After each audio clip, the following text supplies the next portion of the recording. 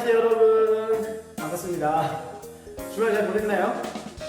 저번 주 이제 온라인으로는 8교시, 우리가 알고 있는 시간표대로라면 7교시 시간 동안 쭉 수업을 듣는 일정을 일주일 동안 했을 텐데 진도 빠지고 좀 피곤했을 텐데 그래도 무사히 일주일 동안 수업을 마쳐준 여러분들께 격려와 축하의 박수를 드립니다. 고생했어요. 이제 물리학 같은 경우는 지난주 수요일에 수업이 끝났지만 선생님의 분량 조절 실패로 내용이 좀 이렇게 좀 등분이 됐죠? 등분? 그냥 내용이 좀 배분이 됐죠? 그게 이제 온라인의 강점을 좀 살려서 두 단원의 내용을 원래는 오프라인 수업이면 절대로 불가능한 일정인데 온라인이고 영상으로 이제 수업 내용이 나가니까 선생님이 좀 욕심을 부려봤는데 시간이 좀 오버됐더라고. 그렇다고 50분 수업을 꽉 채워서 들으라고 하는 건 좀 가혹할 것 같아서 자동반작용은 좀 뒤로 빼자고 권장을 한 거였어요. 잘했죠? 그래서 아마 이 영상을 보는 친구들은 자동반작용 영상을 보고 이제 이 영상을 틀었을 것 같아요. 지난주에 찍어둔 다음 주에 보자는 인사를 진짜로 다음 주에 보게 되는 그런 상황이 생겼을 텐데 이제 자동반작용과 다른 내성 법칙, 관성 법칙과 가속도 법칙 내용이 좀 이해가 잘 됐으면 좋겠네요. 그래도 이제 질문해주는 친구들도 많아지고 또 이런저런 물리 내용의 교과 과정 외라도 물리학적으로 좀 궁금했던 것들을 질문해주는 친구들도 좀 있어서 좀 지난주가 훨씬 더 뿌듯하고 풍성했던 것 같아요. 더 적극 권장하는 바입니다. 그래서 예고했던 대로 이번 시간은 관성 법칙과 가속 법칙 그리고 자용반작용 법칙이라는 뉴턴 운동 법칙에 대한 문제만 좀 풀고 마치려고 했는데 이래도 선생님이 마음이 약하지 않습니까? 1단원의 문제를 좀 다뤄달라는 요청이 좀 있었거든요. 그것도 그냥 보고 지나칠 수가 없더라고. 그래서 서비스로 1단원 여러 가지 운동의 예제 문제들도 풀어주기로 했습니다. 화면을 보면서 기뻐해야 할 텐데.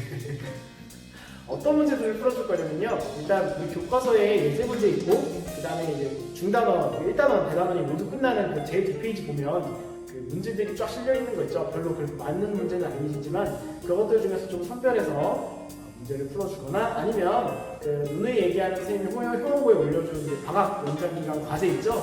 그 물리학 과제에서 학습지 올려놨다고 했잖아요. 거기에 있는 문제들을 좀 중점으로 풀어줄 생각이에요. 그래서 거기 있는 문제들은 어지간하면 좀 다 풀어줄 생각이고 추가로 교과서에 있는 것 중 기본 문제인 성격이 강하니까 교과서에 있는 문제들 중에도 괜찮은 게 있으면 선별해서 풀어주는 시간을 갖도록 할게요.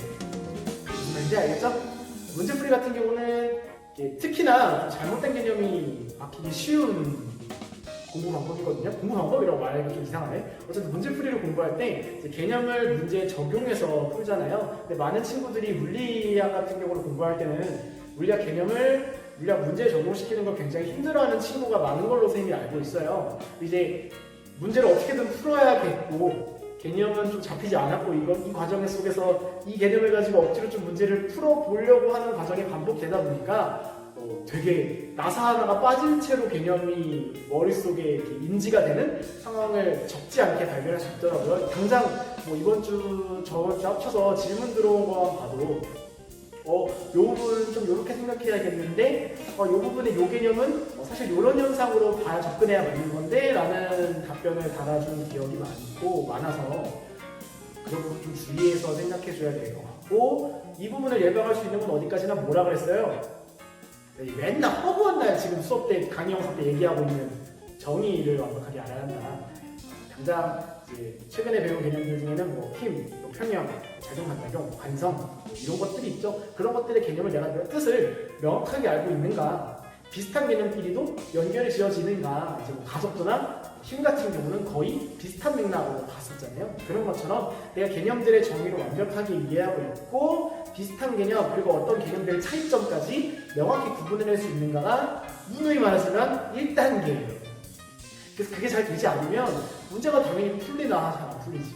내가 문제를 읽으면서 막 무슨 단어, 가속도, 속도 이런 단어가 나왔어요. 내가 이 단어가 무슨 뜻인지 모르면 문제 자체가 해석이 안 되는 걸. 그래서 선생님 문제 풀 때도 이제 그 부분을 좀 집중적으로 다뤄주면서 할 테니까 보면서 내가 조금이라도 걸리적거리거나 약간 헷갈리는 부분이 있으면 반드시 개념에 대한 정의는 복습을 하고 넘어가는 걸 문제풀이 본격적으로 시작하기 전에 권장하는 바입니다.